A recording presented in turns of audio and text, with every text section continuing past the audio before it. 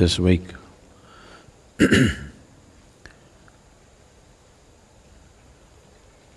This week we have seen the end of a era in the form of Nelson Mandela's death. The significance of his life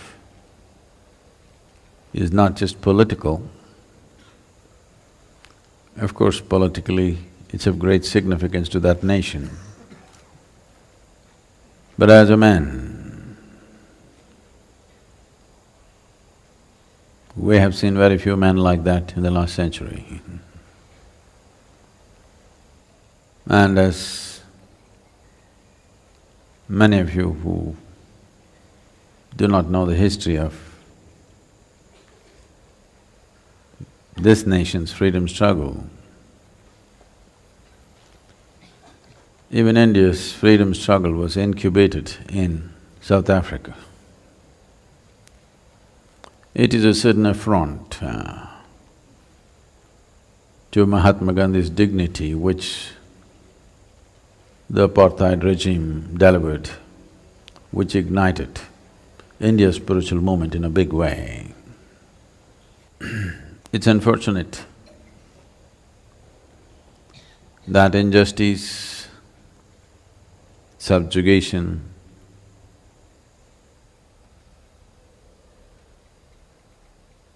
and many levels of cruelty generates wonderful men.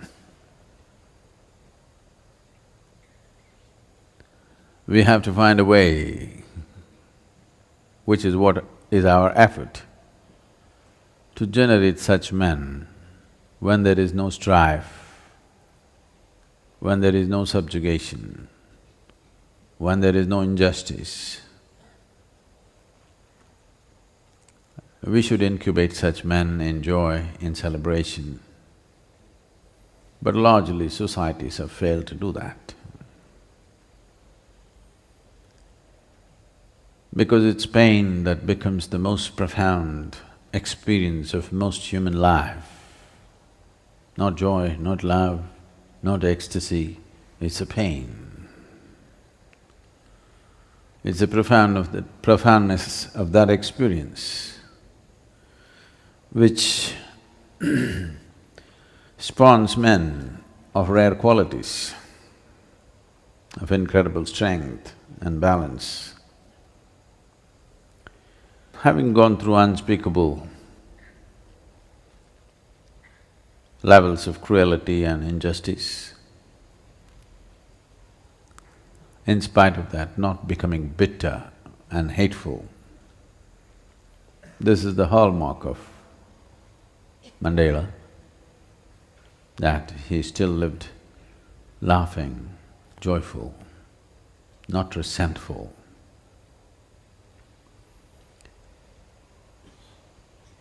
That takes a certain quality for a man to do that. Small things that happen to people, they remember forever and they're resentful for their whole life, for little things not imparted by some cruel regime. Small things that parents did to children, they remember and are resentful till the end of their life. The end of his life must be a reminder for every one of us that you shouldn't stand in a line of resentful people. You should stand alone in true freedom. Freedom doesn't come because of political processes or economic processes. Freedom comes when nobody can incite an unnecessary quality in you, no matter what they do.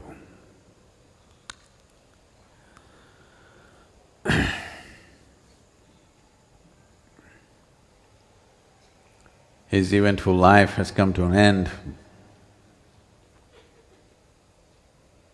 It's for us to see that many more men like that are spawned on the planet. Not necessarily in the kind of situations that he was molded. A spiritual process means just that the outside situations need not drive you. Outside situations do not mold you. You don't have to be whipped by the world to be at your best. You're willing to whip yourself to be at your best. When it's self-driven, we call it spiritual. When it's driven by somebody, it becomes slavery.